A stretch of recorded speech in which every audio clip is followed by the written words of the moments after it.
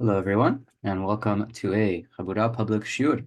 Today, we have for the first time Rabbi Stephen Danksy exploring the life and work of Abarbanel. Rabbi Danksy is the senior rabbi of Cranbrook Synagogue in northeast London. He studied at the Ateret Israel Yeshiva in Jerusalem and gained both a BA in psychology and MA in organizational psychology. Rabbi Danksy received rabbinic ordination after studying at the Kollel of the Judith Lady Montefiore College. Rabbi Danksy focuses on the interplay between traditional rabbinic ideas and psychological theories and concepts. His approach is inspired by the teachings of Chief Rabbi Sachs alav shalom on Torah v'chokhmah, the great partnership of religious and scientific thinking. Currently, Rabbi Danksy is working on exploring the work of the Abarbanel, providing a blog which shows both the thinking of the Abarbanel and illustrating the ways in which his thinking relates to Torah text. It is a privilege and pleasure to have you with us. Thank you. Thank you so much, everyone, for being here. Thank you so much for everyone who's going to be listening. And Chacham, the floor is yours. Okay.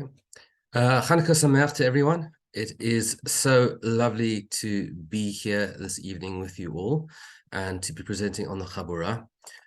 What I'm going to be talking about is about the Abarbanel, a little bit about who he was and his history, then a little bit about his methodology of understanding how he understands Torah, and then we're going to look at a few examples, time permitting. Because there are a few of us, I really would love to get as much participation as possible. So I'm looking forward to hearing your perspectives and your thoughts. You are more than welcome to write any comments on the sides in chat. And if I can see that, that would be great, Ohad. And if I can... and then I will try and respond to those questions, and I will certainly give time for reflection and to hear your thoughts and how you think about what is being presented today. So first and foremost, Don Yitzhak Abarbanel was born in 1437 and died in 1508.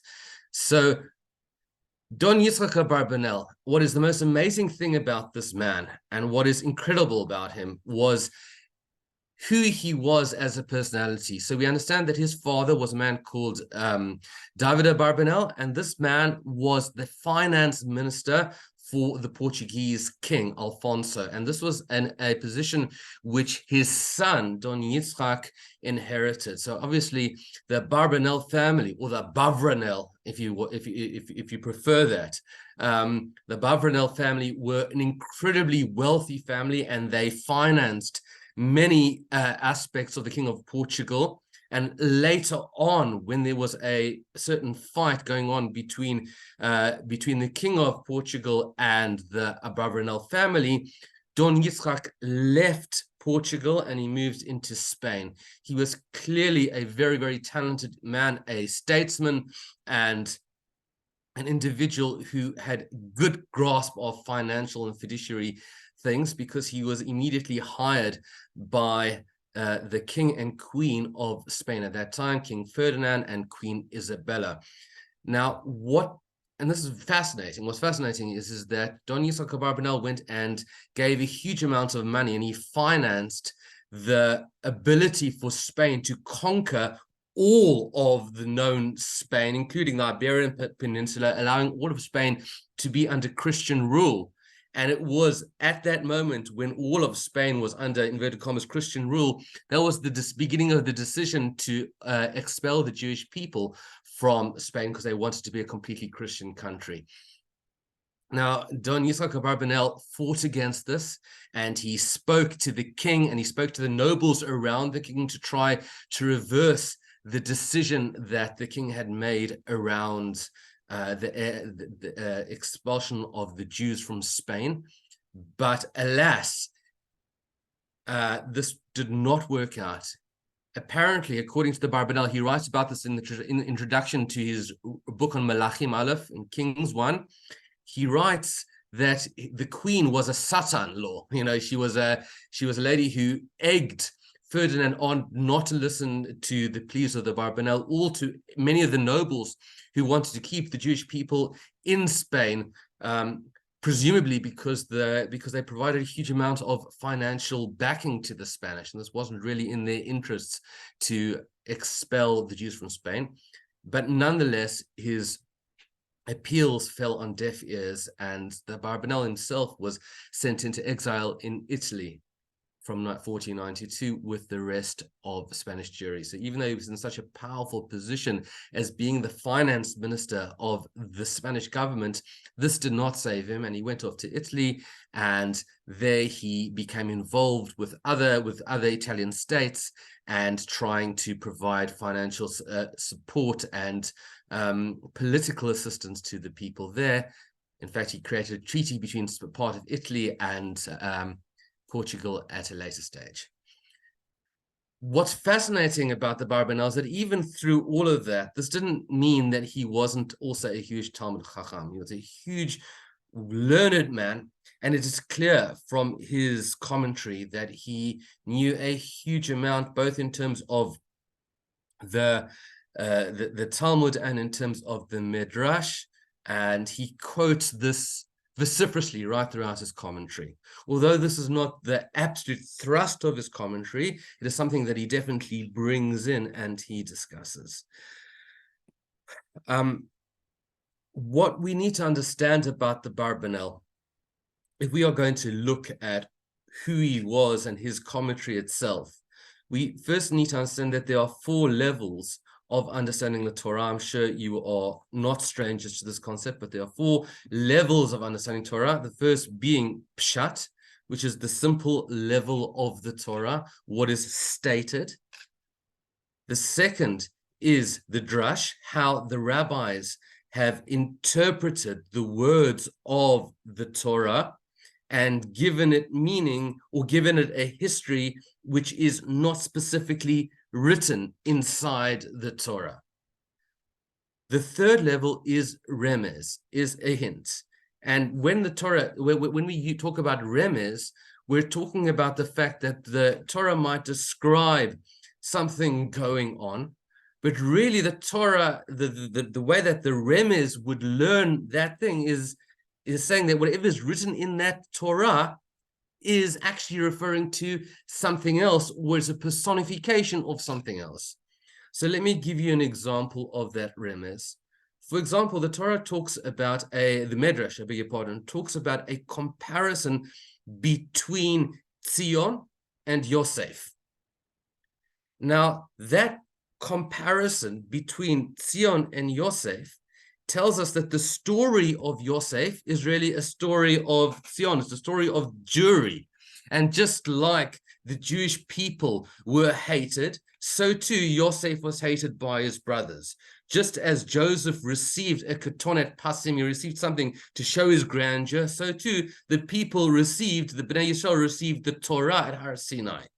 Just like that created a situation of sinah, of hatred of the brothers. The brothers hated Yosef because of his ketonet pasim, because of his coat. So too, the Jewish people become hated on a certain level because of the Torah which is given to them. So there, from that perspective, the story of Yosef therefore becomes a personification for another story which is far greater and far more grand in its scope than the story of Yosef itself. That would be remez. The final level is one of Sod, which is the secrets of the Torah as described in the Zohar, or in the books of the Arizal, and those are beyond the scope of this man's ability to understand, and probably many people's ability to understand. But these are the 4 levels in which Torah is understood. Now, anybody who has gone through or has gone to a shul, if you've gone to a shul and you've listened to the rabbi's sermon, there's one thing that you should know about that sermon, and that is that sermon is primarily based on drash rather than based on pshat. What do I mean? I mean that often what the rabbi will quote, or what is being quoted more often than not, is a homiletic lesson which is learned out from the verses themselves rather than what the verses themselves necessarily say. So the result of this is that there's often, especially from younger children, a confusion between what is written in the Torah and what is written by the Midrash and by Rashi, who is one of the great proponents of Drash.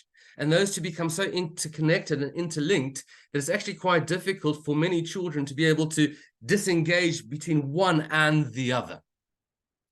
So the result of that is that there are some commentaries who give a pshat-based response to the Torah, amongst them the Ibn Ezra, who goes and looks at the syntax of the Torah, at the language which is being used. He finds other places in which that same language is used, and he uses it almost as a simple translation of the Torah, as does the Rashbam, Reb Shmuel ben Mordechai, who was the son-in-law of Rashi, who also goes and provides a pshat,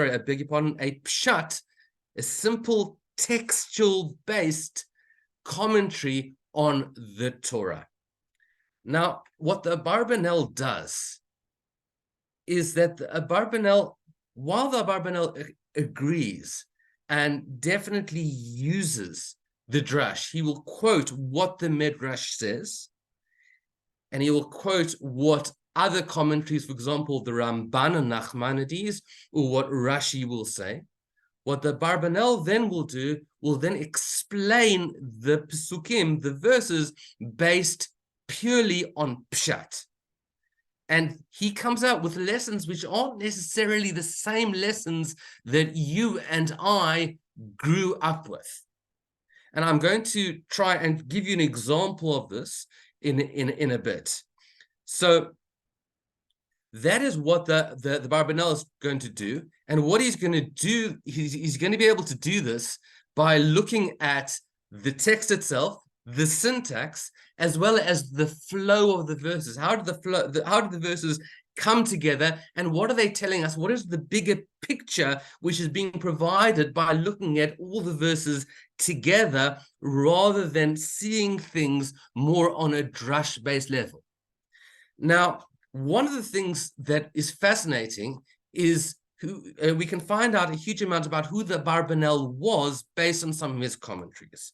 So there are a few things. I'd like to share this if I possibly can. Would I be able to share this, Ohad? Yes. Okay.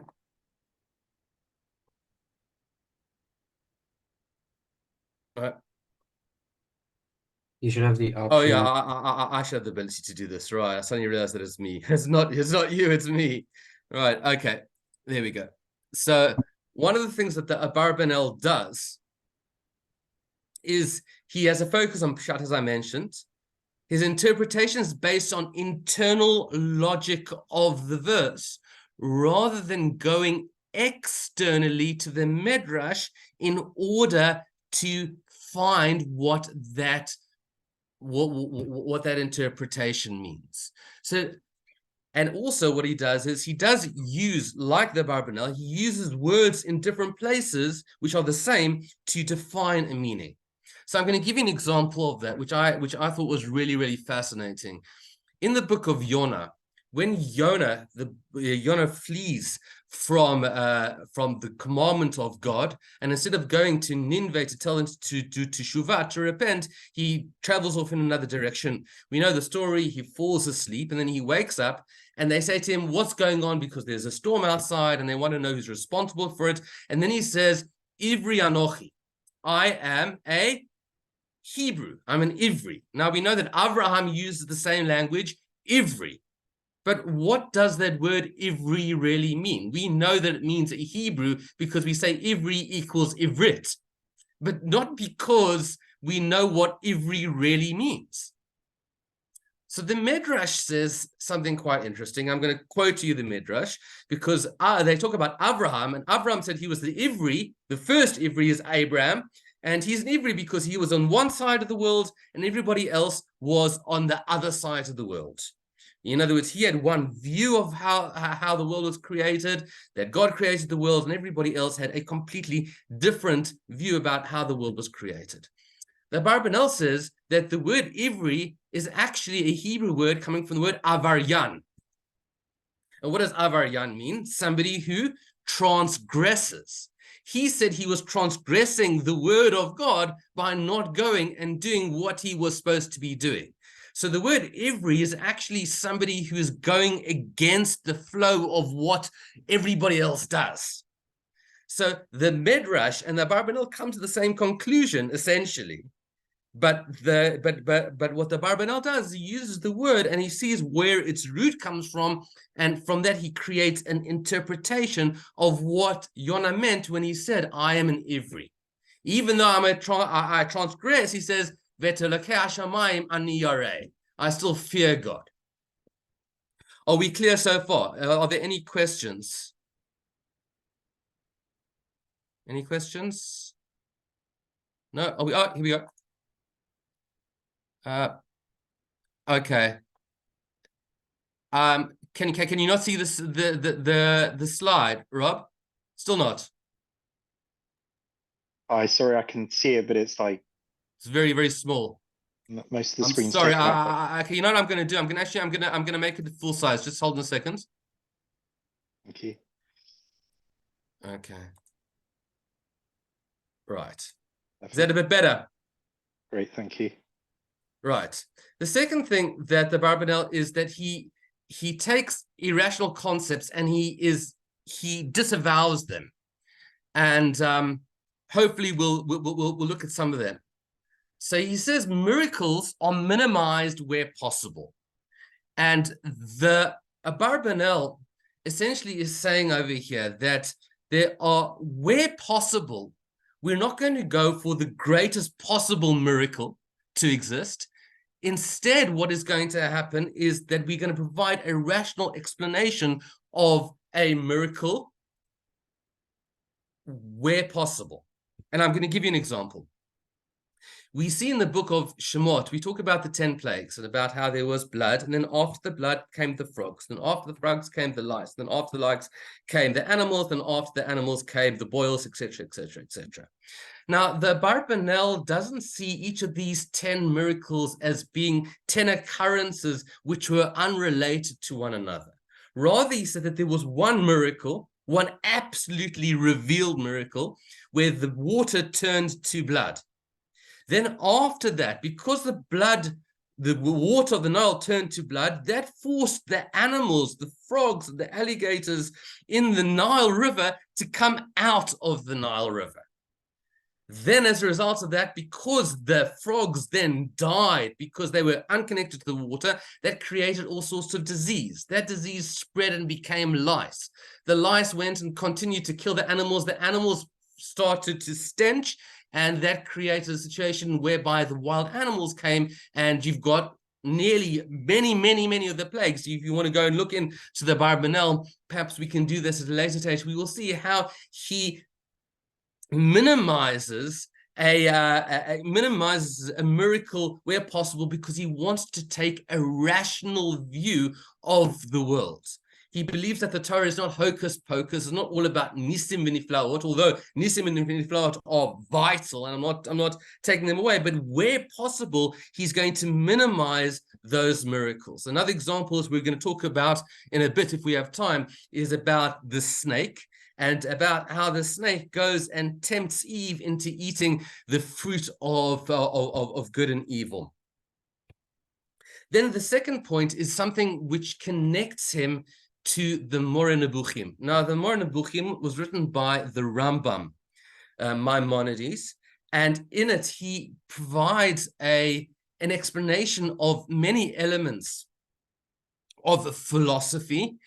And first of all, the Rambam there, the Maimonides there, uses a lot of Aristotelian ideas.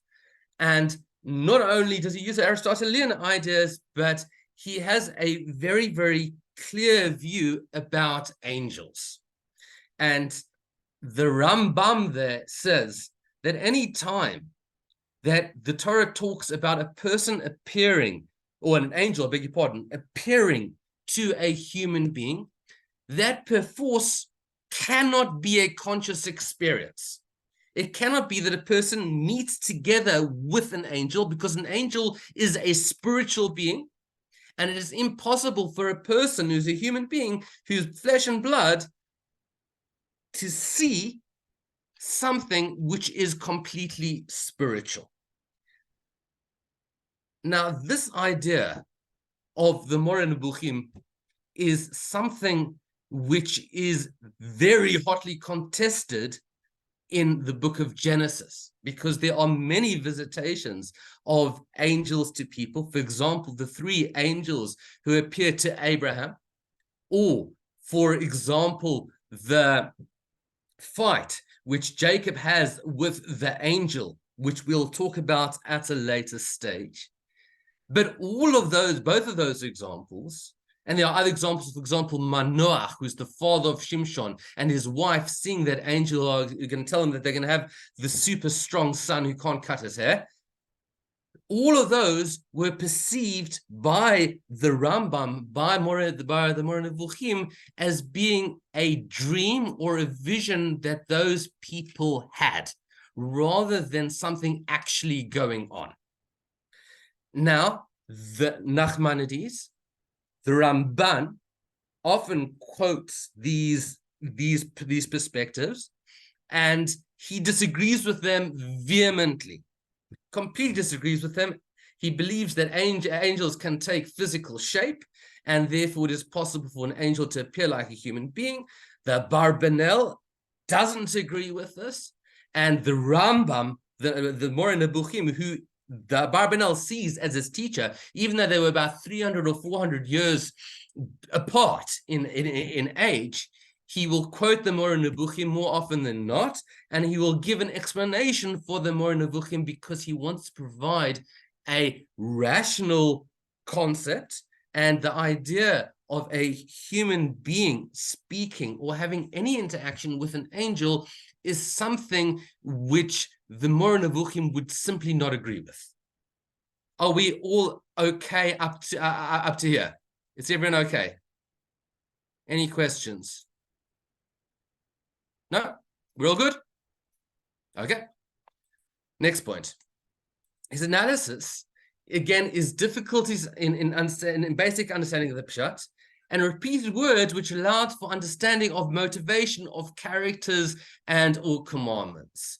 So what the Abarbanel tries to do is he tries to find a flow for what is going on, and through that flow we can create a beautiful understanding of what the Pshat gives us, and often it will give us a different kind of lesson or perspective than the perspective which is provided by the drashic interpretation. The drashic interpretation, as I mentioned previously, is primarily focused on, the moment in time where the rabbi in the sermon says, and therefore this is what we can learn. You know that moment in time when you're sitting in a sermon and the rabbi says to you, the rabbi gives his whole drush and says that from this, the shalom, we should be kinder to people, we should be more empathetic, or we should do this, or we should do that, or this is how we should act. And, that homiletic lesson, that take-home. I think the Abarbanel is less interested in the take-home than he is in the actual description of what's going on. That doesn't mean to say that the Abarbanel doesn't have take-homes, and we're going to show some very beautiful take-homes in a bit. But his focus is more on the analysis of what's actually going on, and that will provide us with very, very different homiletic lessons than we would take if we were just looking at the Midrash or the Talmud in order to provide us with an interpretation of the Torah. I'm going to mention this last point, and it's a bit of a shaky point, so just please bear with me in this one. And I'm going to stop the share so I can kind of like see you all when I say this. And that is as follows. The Abarbanel is not explaining the Torah in terms of a Masorah.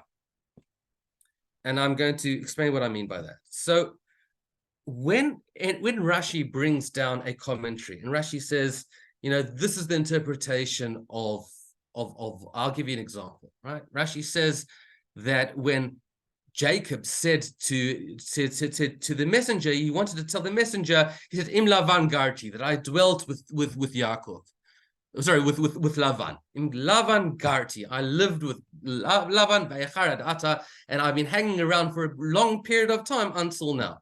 So Rashi will say, Im Lavan Garti, Rashi will say, V'Taryag mitzvot shamarti, and I kept the 613 mitzvot, because Taryag and Garti, they are an acronym. They can be swapped around in various ways in order to provide an explanation of what is going on.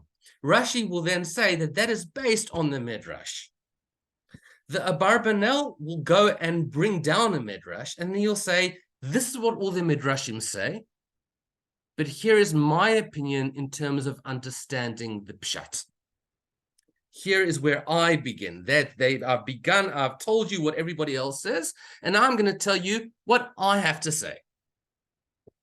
And that's, on the one hand, very brilliant, and on the other hand, it's slightly dangerous. It's brilliant because what it does is that it says, essentially, that if you have the correct outlook, you can come along and take the Torah and you can interpret it for yourself. This doesn't have to be something which belongs to the Midrash, or it belongs to the Talmud, or it belongs to Rashi, or it belongs to the Ramban. This can be something which belongs to you. You can interpret it like the Abarbanel interpreted. You too can interpret it. You can take that pshat and you can own it. It can be your Torah. Just like it is my Torah, with the Abarbanel's Torah, it is your Torah. That's very exciting. But what is being missed out by the Abarbanel is that link of tradition, which goes up link by link by link by link, all the way back to the idea of Torah Shebaal Peh. And that everything essentially was given by Moses at Sinai.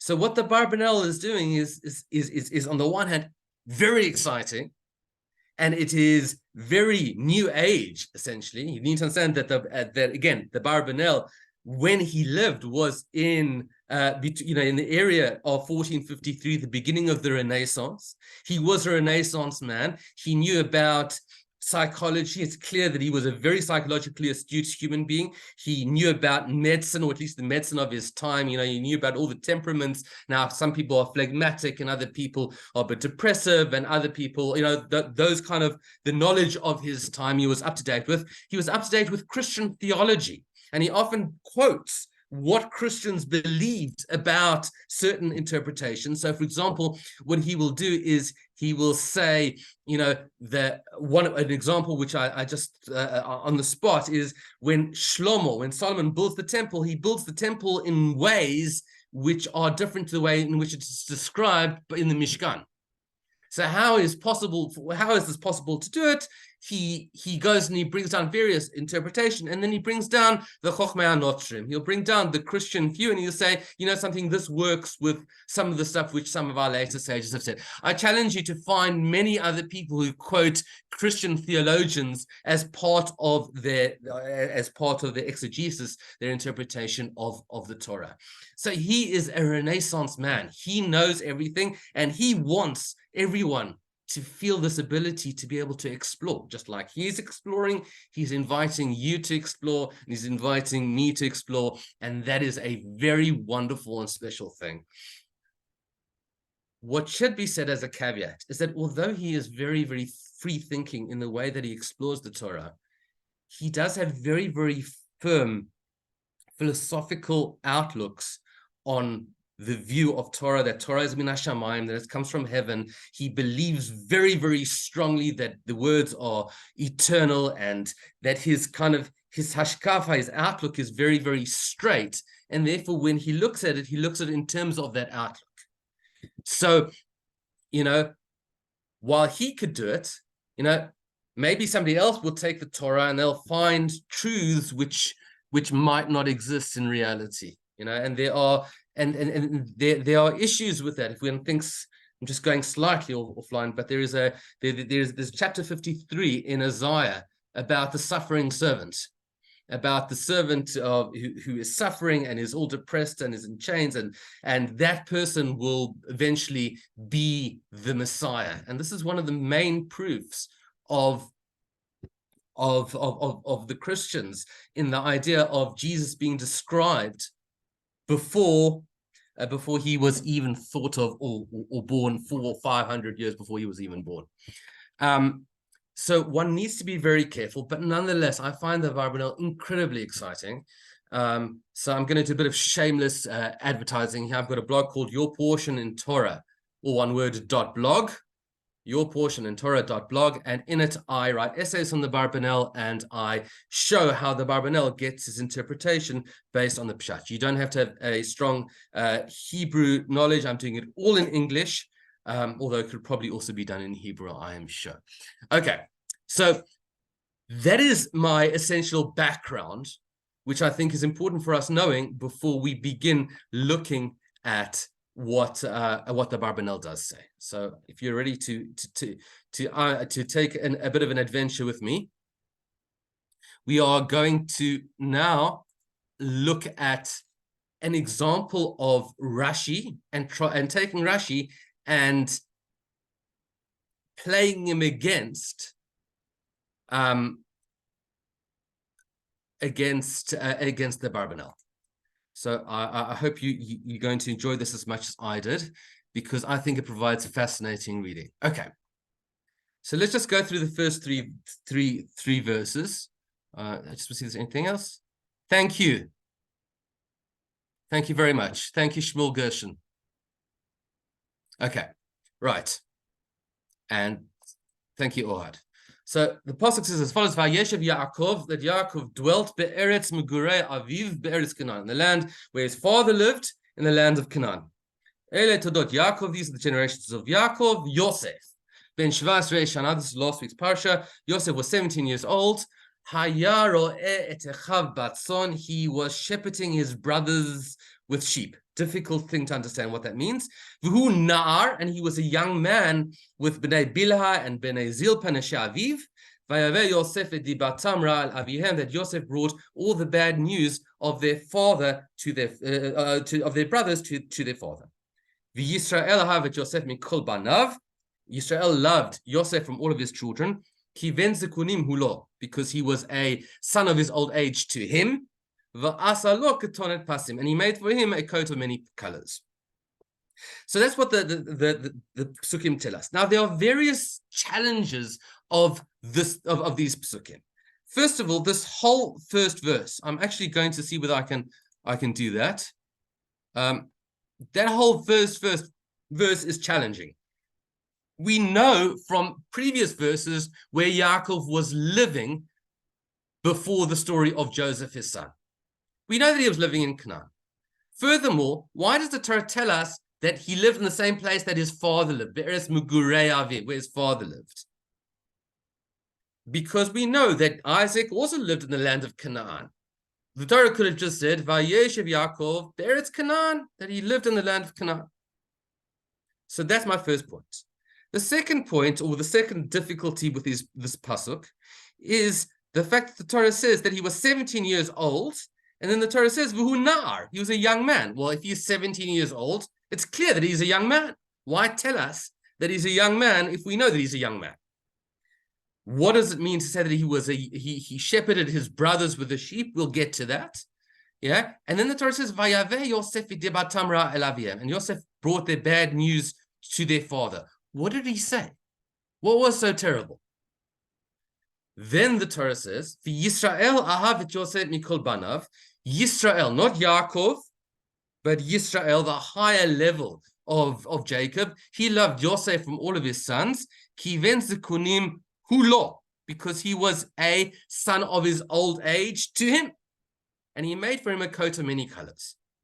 So I'm bothered, and I'm sure anyone who's reading this would find this grammatically difficult. You could have just said that Yisrael loved Yosef from all of his sons. Kiven zekunim, full stop. What is this law doing? What is this to him? Who else would he be talking about? And he made from a coat of many colors. Another issue that I've got with this is the follow-up between this verse over here and that verse there. If Yosef was a nasty piece of work and he brought all the bad news of his father of his brothers to his father, why would his father love him so much? I mean, can you imagine if you've got let's say 3 children, let's say your nuclear family, 2 children, and the one child comes to you and constantly tells you about how naughty the other child is. That doesn't make you love that child more. I promise you, as a father, I do not love my child more because they tell on their other on their sibling. I don't do that. So why would he love Yosef? Because of telling him all of these things. So these are the challenges of the psukim, and I'm going to explain to you using Rashi over here, and I'm going to then look at the Abarbanel, and we'll say, I'd love to hear what your comments are on the Rashi and how it makes Yosef look. So the Torah says that Yaakov, that Vayeshev Yaakov be'eretz Migurei Aviv be'eretz Canaan, that Yaakov lived in the land of where his father lived. So I'm quoting Rashi outside. I didn't bring this Rashi down. I apologize for that. Rashi says that Yaakov wanted to live in peace and quiet after all the trouble he'd been through with his brother, after his daughter Dinah's rape and kidnapping, after his troubles with Laban and his 2 wives and 2 concubines. All he wanted to do was sit down and have a good stiff whiskey on ice and just relax. That's what he wanted to do. And then, as a result of that, God said to him, listen, you can't do that because life is not for sitting back and having a good whiskey. I'm going to give you problems, and the problem is going to take the form of Yosef. Then the Torah says, V'hunar, he was a young man. And you pointed out, why do we need to say he was a young man if the Torah tells us he was 17 years old? If he's 17 years old, we know he's a young man. So Rashi says, Shaya oseh ma'aseh na'arut. What does it mean that he was a young man? He acted like a teenager. He metaken besaro. He put cream into his hair. Mashmesh be'einav. He would put rouge onto his eyes. Kedei she'nireh yafes, that he would look beautiful. So that's what it means. So he was 17 years old. He worked with his brothers on the sheep. And what was he? He was a narcissist. He just wanted to look pretty. He was a beautiful man. Clearly, the Torah tells us that he's beautiful. According to some commentaries, he's so beautiful that when he was in Egypt and the women were peeling oranges, they would watch him and they wouldn't notice what they were doing, and they would cut their hands instead of cutting the oranges. That's how beautiful it says, but not tzada alei shur, that the daughters used to watch him while he used to walk along the wall. And then the Torah says that he brought that bad news, says Rashi, all the bad stuff that he saw about his brothers, B'nai Leah, Hayamagid la'aviv, he would tell to his brothers, that he used to eat food from an animal which was still alive, and they called the daughters, the sons, I beg your pardon, of the shvachot, of the maids, Bila and Zilpah, servants, v'chashudim al harayot, and he suspected them on having illicit relationships with the girls from Canaan. And we see over here these 3 things he was punished. Yeah. So we see over here that, I mean, so let's just stop here. Now, actually, I'd like to ask you to unmute, please, if because I really want to get your impressions over here. What do you think of this guy? I mean, just from the basic interpretation of Rashi, before anybody else, how would you describe Yosef? Would you describe him as an ideal son? Would you describe him as a son who's got negative qualities or positive qualities? What sort of person would you say Yosef is on the basis of Rashi's interpretation? What would you say? How would you describe him? I'm fascinated. Because these are the lessons that we learn when kids go to school. These are the Rashis that they learn. These are the things that they learn. So I'm really interested to hear what you have to say. So please feel free to say something, or if you don't want to say something, you are more than welcome not to say anything, and I'll give you my interpretation. Very negative. Very negative. I think it's an incredibly negative view of Yosef. And then that, and as a result of that, I think that makes the next verse even more difficult. Because Rashi says over here, he loved him because he was a ben zikunim, says Rashi, all right? V'unklus tirgeim baruch hakim hulei, that he was a clever son. Kol mash lamad mishaim ve'ever masar lo. Everything which Shem and Aver, he learned from Shem and Aver, when according to the Midrash, Yaakov learned this from Shem and Aver before he went to sit in the land of Aram with Laban, then he handed all that knowledge on to Yosef. Now, I find that innately, this Rashi over here, innately contradictory to what we learned previously. If Yosef, let's understand this, if Yosef is, as is described by Rashi, almost narcissistic and quite negative and a tattletale, essentially, why then would he go and hand over all the wisdom of Shem and Aver to such a son? Why not find another son who was surely better than this to go and hand over his knowledge? It doesn't really, the pshat doesn't flow, and it's difficult to understand the simple reading of these verses if you just look at Rashi.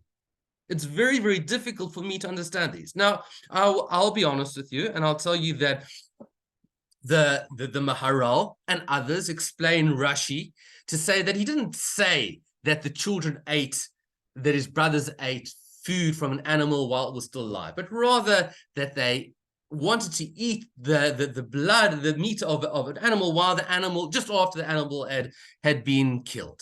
And that they were not having illicit relationships with young women from Canaan, but rather they were talking to them in their discourse where they were trying to buy sheep or sell sheep or doing whatever they were doing. So he says that Yosef suspected them of all of these things, but that they didn't really do all of these things. It could be, and I'm not disagreeing with the Maharal, but nonetheless, even if you say this is what he thought that they were doing, and that he was trying to be slightly, he wasn't quite as blatant as Rashi points out, it's still difficult to understand what Rashi is trying to get at. I'd like to compare that to the Abarbanel now. The Abarbanel learns something completely different. We pointed out previously over here that Yaakov lives in the land of Mugurei Aviv. Now, those words, Mugurei Aviv, means the land where his father dwelt, from gur, from to be a ger, to be a stranger. Now, there's what to be said about that. But the Abarbanel understands Mugurei coming from a different word. All right? So he says over here, Hine yore gam ken aloshan pachad umagur. So he says, rather the language of Mugurei come from a language of fear. For example, lo taguru mipnei ish. This is what Yisro says to Moshe. He says, lo taguru mipnei ish. You should tell your judges not to be frightened of any man. Vashe yagorti yavoli. Anyone who I'm frightened will come to me. Or for this is a lovely one. Mikol megurotai yitzilani. This is what David says, that God saves me from anything which I'm fearful of. He brings lots of examples. Al titkarbam. Don't go and fight with them.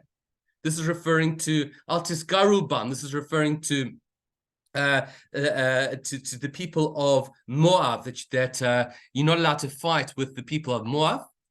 And he gives, so therefore he says as follows. Okay. And therefore he gives a completely different interpretation. Rotze lamar, what does it mean that he lived in the land of his father's fear?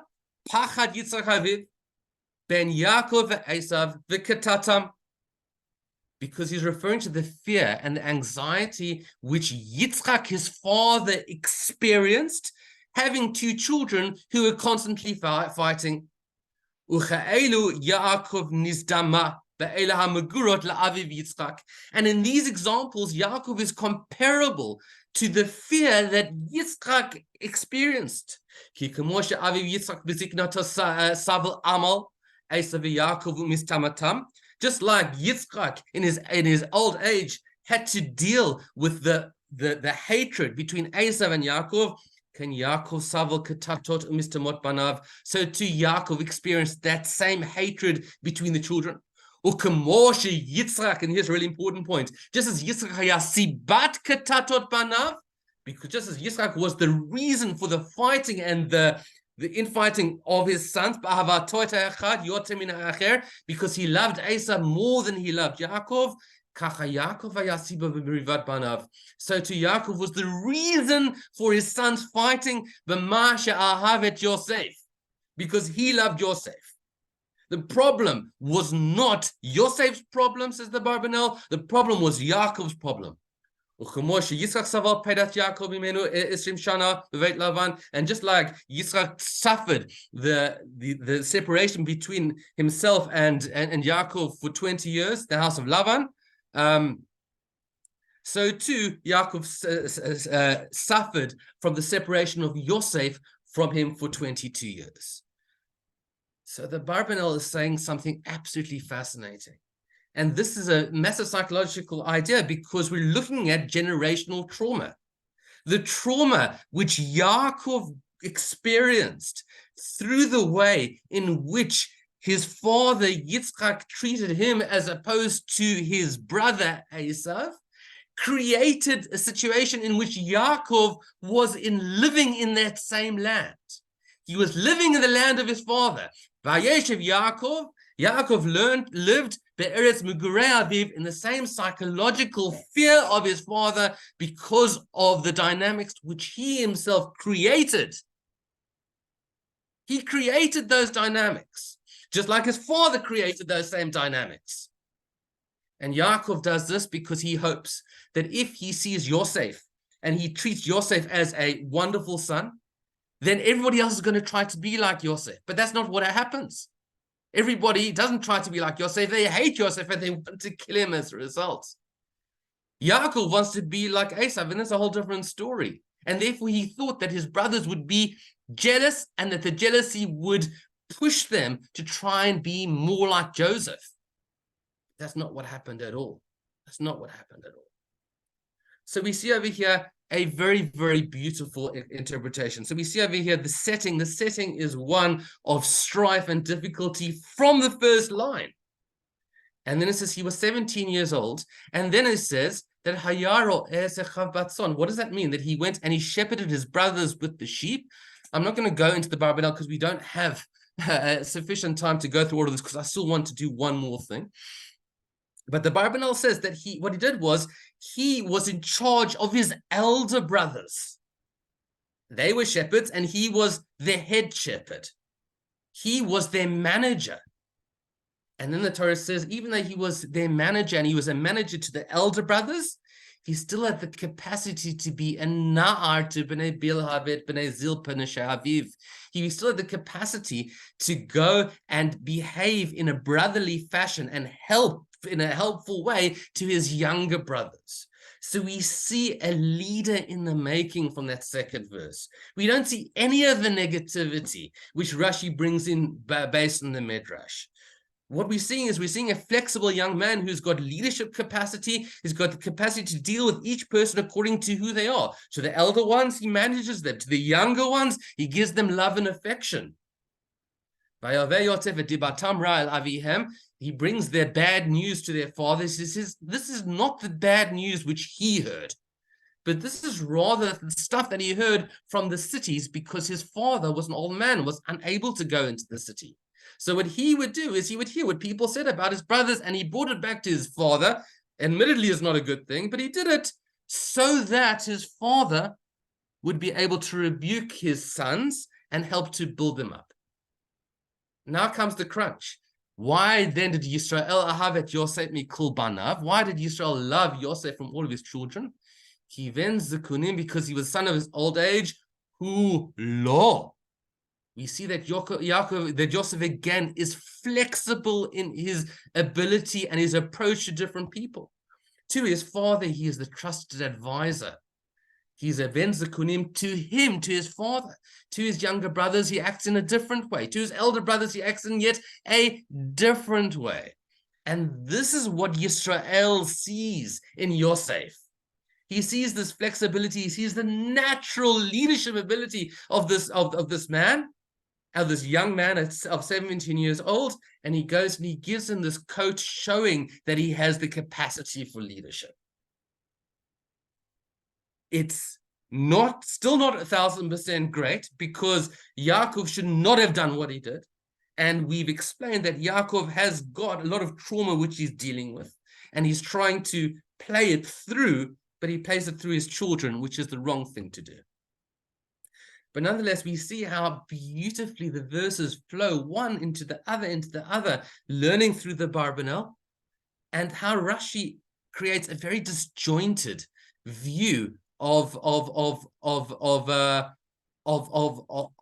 Yosef and who he was, and his father loving him, but him not being such a nice character. It's what we see from the Abarbanel is we see a completely different view of who Yosef was. We see what good leadership looks like. And we see sometimes the power and the sadness of intergenerational trauma, and how what happened to Yitzchak affected his son Yaakov, and how Yaakov is affecting Yosef and all the brothers as a result of the trauma that he himself experienced at a younger age. Okay, are we all okay with that? Are there any comments before we carry on? Anybody who wants to say anything? I just got a question around like drush and pshat, Yes. because if some of the things he's saying does feel, even though it's not from the Midrash necessarily, it feels like drush, like he's using a word that's used in other places, and he's bringing the meaning in here. And is that, I'm just a bit confused about the distinction between pshat and drush there. Okay, so what a darshan will do is a darshan will go and say things which aren't written inside the Torah at all. So I'll give you an example, which we're going to come to in a bit. Is, for example, do you know the story about Abraham that was thrown into the fiery furnace, Rob? Yeah.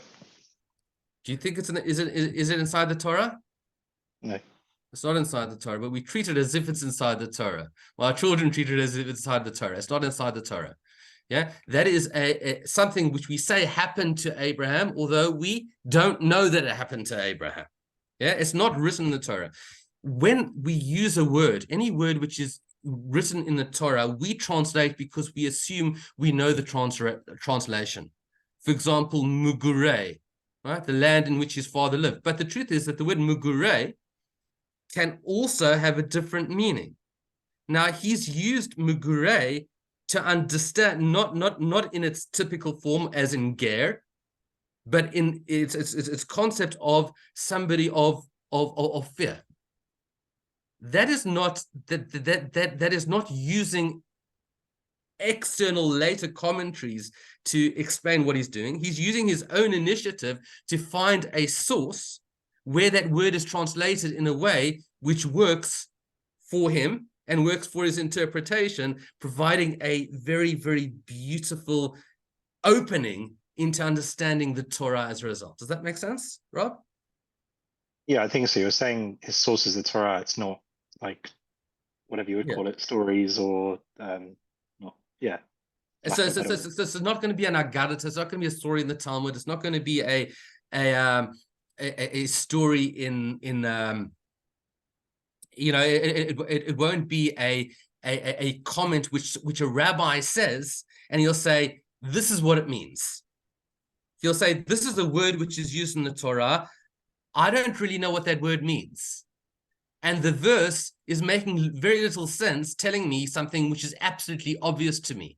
So it must be telling me something else. What else is it telling me? Okay, where else is the word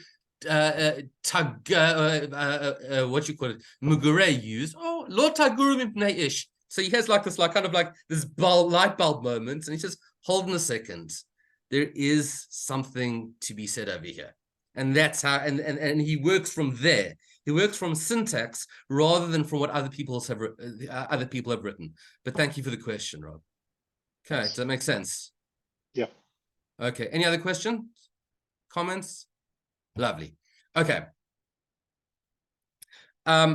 We've got one more example. I've got quite a few examples, but I want to tell this outside to you because I think it's quite beautiful, and I wanted to share this with you. So we know that Yaakov in two parshas ago, he fights with an angel. And in the words of, that he fights with the angel and the angel is overcome. And the Torah tells us that Yaakov's leg became dislocated when he fought with him. He asked him to bless him, and we know the story that he calls him now Yisrael.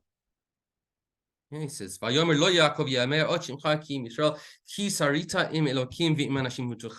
because you fought with God, with an angel, and with people, and you were able. Now, as I mentioned before, the Kabbalistic interpretation, or the interpretation brought by the Ramban, Nachmanides, is that this was an actual interaction between Jacob and the angel.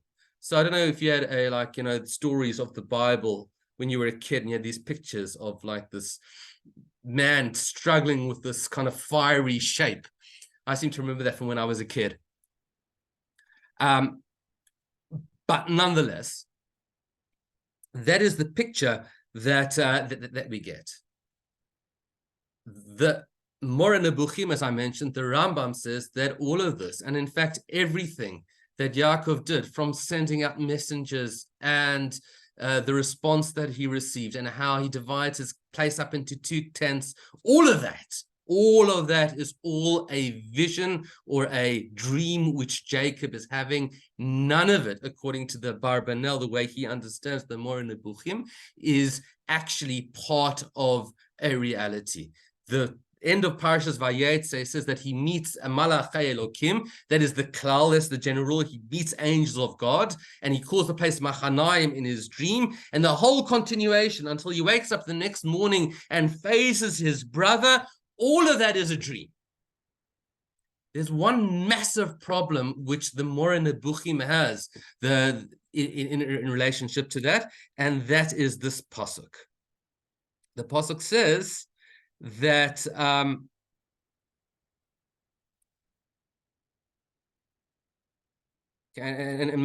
maybe we can work this out, right? That he couldn't defeat him, and the angel went and dislocated his thigh. And the next day we see he was leaning on his leg. So the Ramban, Nachmanides, says, hold on a second. If this was all a dream, which Jacob was having, how on earth is it possible for him to have a dislocated thigh and being hurt on his thigh as a result of a dream that he had? It's not possible. If all of it was a dream, then it's not possible for Jacob to have a dislocated hip in reality. What on earth is going on here, says the Ramban. Therefore, he says the Moreh Nebuchim, Harav HaMoreh, as he describes him, must be wrong, must be incorrect. There must be something wrong, and therefore there's a problem. So the Abarbanel comes to the defense of the Rambam, and he says over here,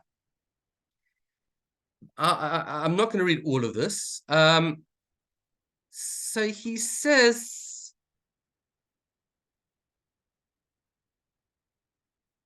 yeah.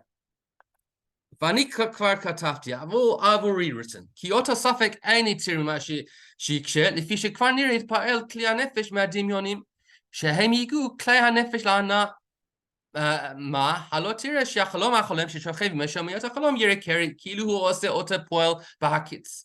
A person can have a dream, says the Abarbanel, which is so real to them in their minds that they can move and they can act as if something has happened in reality. I'm not sure if any of you have had that experience where you're sleeping and you're thinking you're kicking a football, but you're not kicking a football and your leg moves.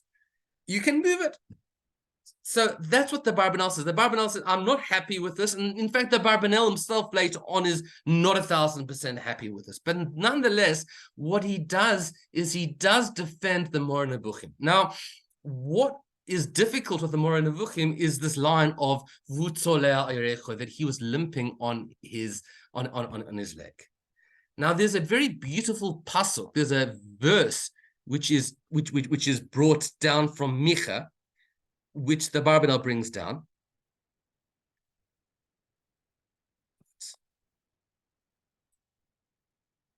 He says, "Bayom hu nu'um Hashem." On that day, he brings it from Micha Dalet.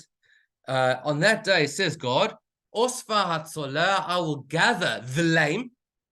The same word over here, hatzoleh, as v'hu tzoleh. Same word, I will gather the lame. V'hanidacha, and those who are lost, and I will gather them, and those who I've been bad to, I will gather them all, and I will make the tzoleya again. Yes, l'sheiris. I will make them the remainder of the Jewish people. Now, what I find beautiful about this pasuk is that, and in fact, the Abarbanel, the commentary over here, he says over here, why does he call it tzoleh? Why does he call it the tzoleh? V'ulai shekara tzoleh lefi sheYaakov hayat tzoleh al Yerecho. He says maybe the reason why he calls these people tzoleh, that they are lame, because of Yaakov, because Yaakov himself was limping after his fight with the angel of Esav. Now, even Ezra says over here, well, actually, the Metzudas David, which is even nicer, v'safat tzoleh. So he says, I'll go and gather from the nations of the world, the Jewish people.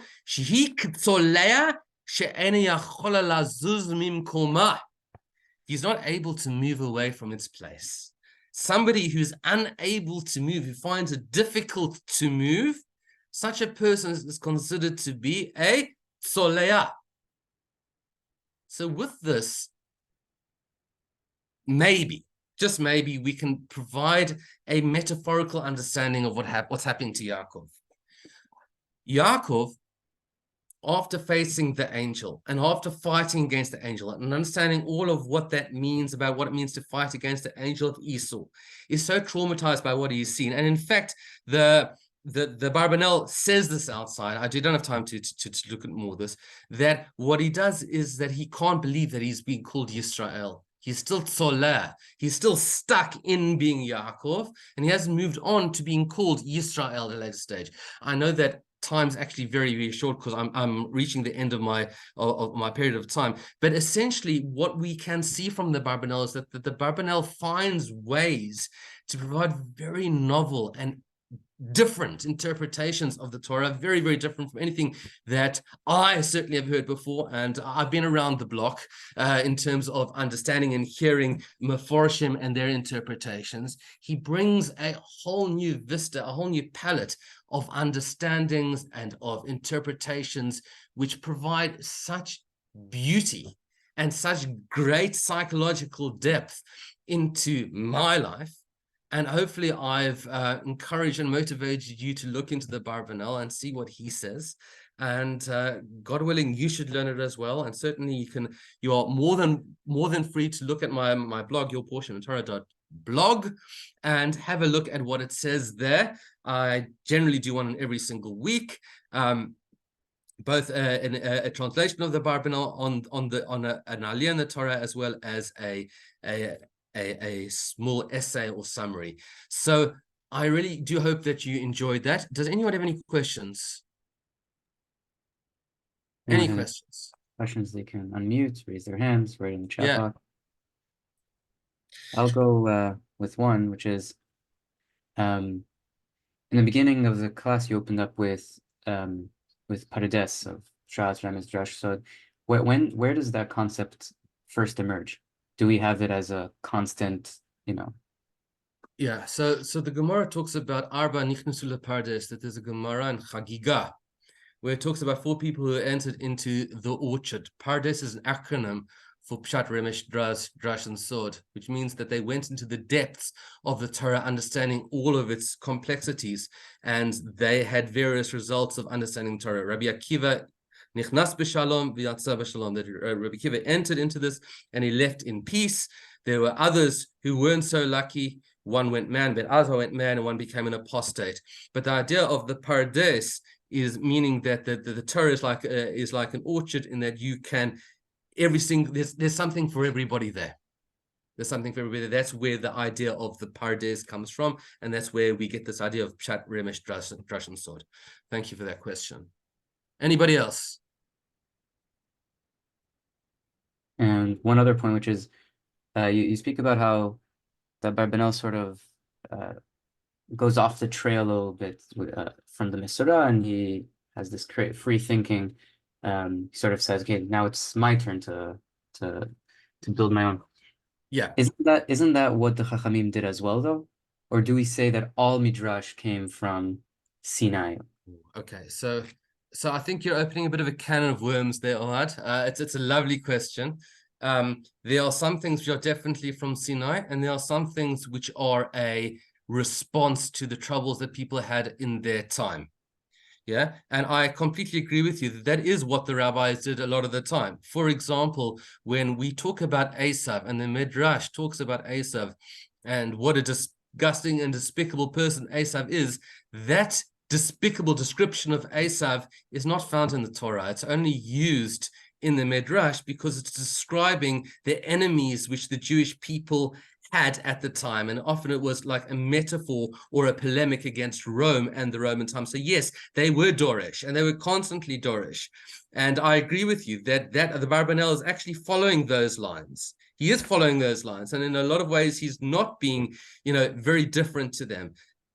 The only way in which he is being different to them is in relationship to the vast number of other commentaries which use Midrash almost exclusively as their basis from which they deal with any questions which are provided for them. Yeah, or how they deal with the issues. So if you look at it, to give you an example, Rashi, the Ramban, the Kli Yakar, the Orach Chaim, yeah, the Rosh, the Chizkuni, the Rabbeinu Bachye, literally all the staples that you'll find on a Mikraot Gedolot, except for one, the Ibn Ezra, which is very based on the Rashbam, as I mentioned. All of them are based upon Midrash. So just to give you an idea of how heavily Masorah oriented our commentaries are, which gives us a certain view, but what I'm suggesting is that there is this beautiful other view which is available for anybody who really wants to have a look. Thank you. Okay. And anybody else? Any more for any more, as they say? Just a quick question. In Yes. terms of the unique commentaries that don't rely on the Masorah and Midrash, were they seen in any way as controversial? Was it just like, oh, well, it's doing something different? Because the way you said it could be dangerous. Like, so obviously some of the reactions we saw, to some of the Chachamim in the past was more extreme. So was this ever considered threatening by the larger public? That's interesting because I heard in the name of my brother-in-law told me that Rav Hutner said that, we don't follow the view of the Moreh Nebuchim anymore. We only follow the Ramban. Yeah. We only follow the view of the Kabbalistic view rather than the rationalistic view of Torah anymore. He says we don't kind of look at it. That's what he said. Now, I'm not saying that I agree with it or I disagree with it. I think that I haven't yet seen people who throw the Abarbanel out at all. In fact, there are people a person who does take massive note of the Abarbanel is somebody who created a commentary very much like his, much later on, and he was called the Malbim, Rabbi Meir Levush, and he's the rabbi in Budapest, and he quotes the Abarbanel. He calls them Marenu Harav Yitzchak Abarbanel, and he quotes him, and he is quoted, but he's not quoted widely at all. So there are some commentaries who do quote him, and they agree or they disagree with him, but he is seen as a mainstream commentator. Nobody has come along and said that his books are kind of are forbidden and that they shouldn't be read at all. He is considered to be kind of still part of the great contribution of our rabbis of past times towards what we have. So he is definitely within the framework of what we would call, our main commentators. But he is fascinating, and I do encourage you to look at his works and to read through them and to enjoy them as I have. And certainly, if you find it difficult, to have a look at my blog, see the commentaries that I provide, and I'm only too happy to chat about this more with anybody who wants to be interested in getting hold of me, and to send me a message through my blog, and I will come back to you soon. Okay. Anybody else? I think we'll close it for tonight. Thank you so much, Rav. It was a beautiful presentation. It was very nice to have you. Hopefully we'll have you. Okay. Thank you so much for being here. Good night. Chag Sameach. Excellent.